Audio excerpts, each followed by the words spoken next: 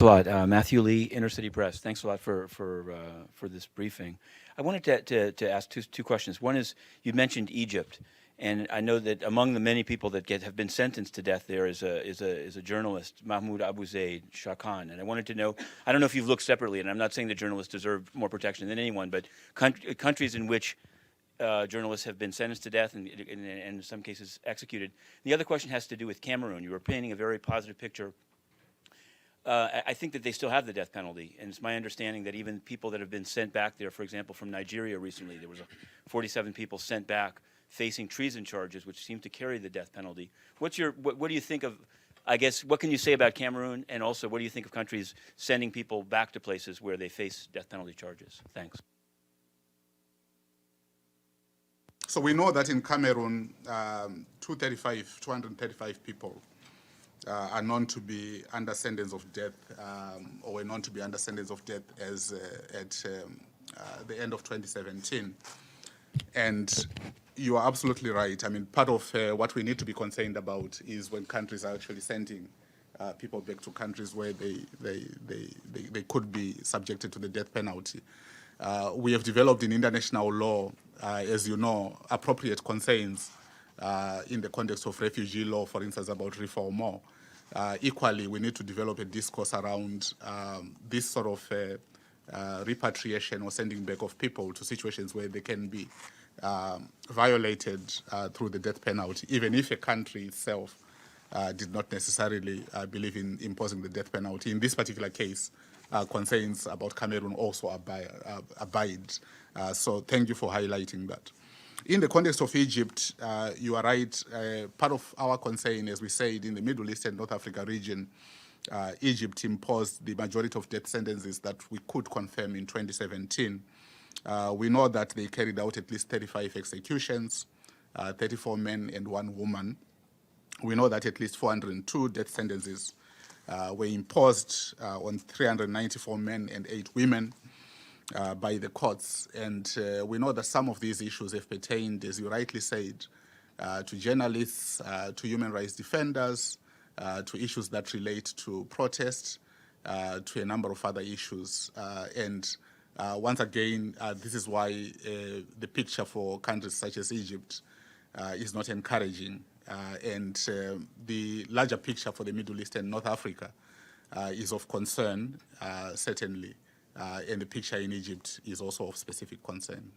I just wanted to you'd said at the beginning, you know, that I want to ask you about the UN itself. You'd said that the Secretary General had courageously said something last October, and I wonder, as Amnesty, what you think. For example, recently, I mean, the Secretary General just recently traveled to China for 5 days, and at least in looking at what he put out publicly, the issue was not there at all. And on this issue of the refoulement from Nigeria to Cameroon, the Deputy Secretary General was in Nigeria when the refoulement took place, and it was like pulling teeth to get them to comment that there was even anything wrong with the refoulement, much less the death penalty aspect of it. So I guess, I don't know, maybe it's a rhetorical question, but I'm wondering, do you think that the current leadership of the UN is doing enough on this issue, particularly in cases like the one in Nigeria where the person was actually president and recently met with President Buhari? Like, should they be doing more? That would be my question. Yeah.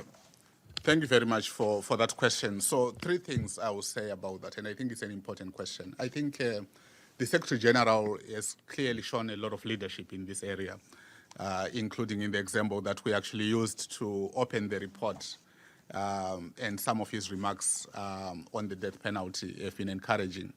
And in our meetings with him, he has also confirmed his commitment, and we have seen a number of efforts that he has been engaged with. The second thing is, as you know, I mean, given the way the UN functions, there are a lot of people that should be responsible for what we say the UN should do.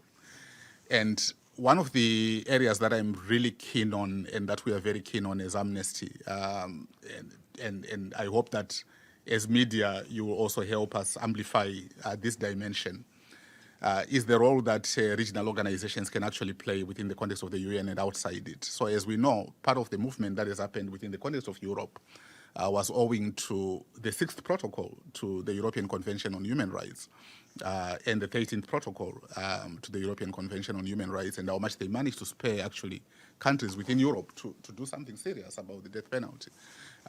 We know that some of the movement that has happened within the Americas has been on account of the 13 countries in the region that have signed on to the protocol in the Americas on the death penalty. We know that sub-Saharan Africa has partly owed some of its progress to, for instance, the decision that came out from the Niamey meeting in 2017, where the African Commission on Human and People's Rights, again, was pushing for the end of the death penalty.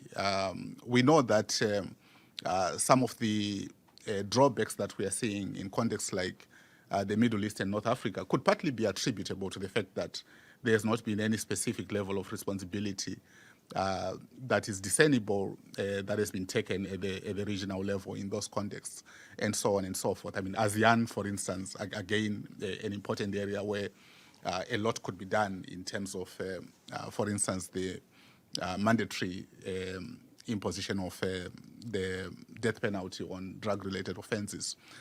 So part of, I think, the obligation that should happen for states is in these regional spaces where we could encourage, we could urge, we could support, we could capacity build, we could hold one another accountable for the elimination of the death penalty. So for me, the UN also, I think, will include those kinds of conversations. And I think the third and last point I would mention is within the context of the UN, there is also a lot of initiatives such as the transparency effort that should be supported.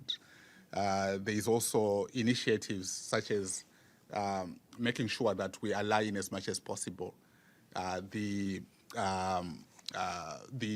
various institutions or institutional arrangements that we come up with that the UN supports are aligned to the overall vision of ending the death penalty. So, for instance, we have seen the abuse in Thailand in 2017 of the anti-corruption international frameworks, international law frameworks, with the authorities citing those anti-corruption international frameworks as the basis for imposing the death penalty on extreme forms of corruption, which actually doesn't meet the requirements of international law in terms of the most extreme or the